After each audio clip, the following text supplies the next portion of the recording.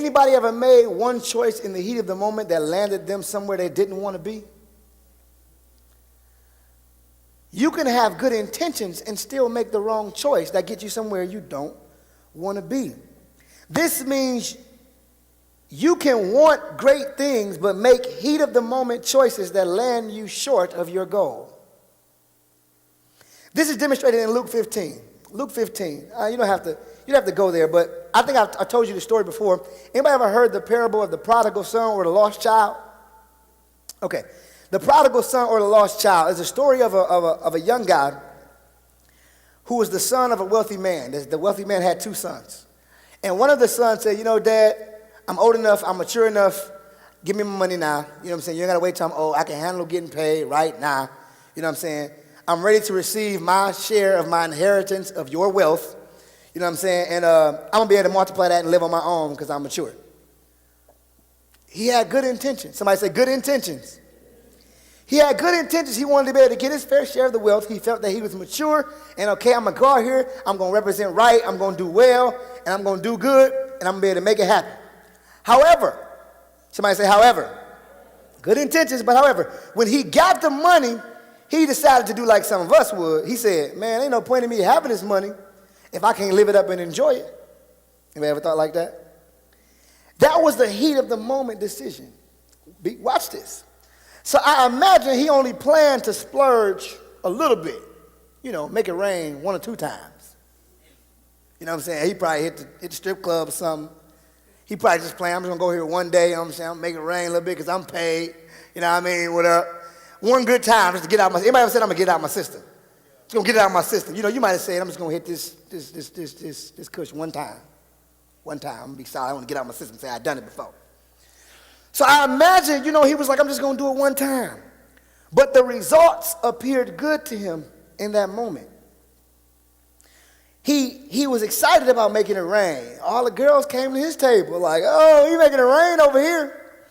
Oh, he got all the play in the school because, he was making it rain. He was buying out the Decker store. He was buying up all the candy. Like, hey, I got bread. You want some candy, boo? You want sub, sandwich, or something? I got it. Here you go. He was supplying everything for everybody and it felt good to him. So watch this. Since he made a choice to do that and it felt good repeatedly, what ultimately ended up happening was he created a habit and didn't know it. So now every time he got in the atmosphere where he could splurge, it was think about it. Oh, put it on me. You want it? You got it. Here you go. Your boy, he out here. I got it like that. Y'all think I'm playing?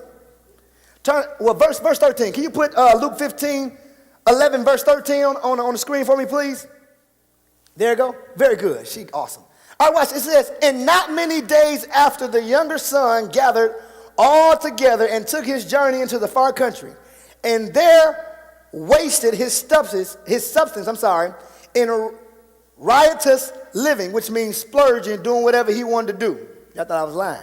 Brother man was out there like, what up, though? I'm doing this thing. I'm living it up. I'm paid. Young and paid, too.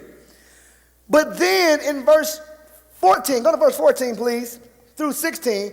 I'm going to flow through it through 16. It says, and when he had spent all he had, because how many of y'all know he didn't plan to spend all he had. He just planned to have a little fun. But it became a habit to the point he stopped thinking, and he got to the point he spent all he had. There arose a mighty famine in the land, which means it was like, a depression or a recession like we kind of got right now. A mighty famine in the land, and he began to be in want. 15. And he went and joined himself to a citizen of that country, and he sent him into the fields to feed swine. What that means, he went and got a job. He got a job feeding the pigs because he was broke. Verse 16. And he would fain have filled his belly with the husk that the swine did eat, and no man gave unto him. What that mean? My man got so hungry and so broke, he started looking at the pig's food like, man, that look good. We're talking about a guy who was paid, young. Somebody say young and paid. Young and paid, good intentions. Dad, I'm going to represent you. I learned well. I'm mature. I'm going to go out here. I'm going to make this money flip. I'm going to do business. I'm going to be an honest man. But he went out one time and started making it rain. And was like, oh, I like this. And then I guess he might have tried it again to the point to where everything he did, he wanted that feeling that he was getting from before. Y'all follow me? And all of a sudden, he created a habit that caused him to be blind of what he was doing to himself. And his good intention landed him wanting to eat what pigs eat. Y'all think I'm playing. It's all right here. So you can have good intentions, but still make wrong choices. Different choices yield different lives. It sounds so simple. Anybody heard somebody say, you can't keep doing the same thing and expect something different? You ever heard that? Yeah, it sounds real good when you say it. However, the problem is we don't do the same things on purpose.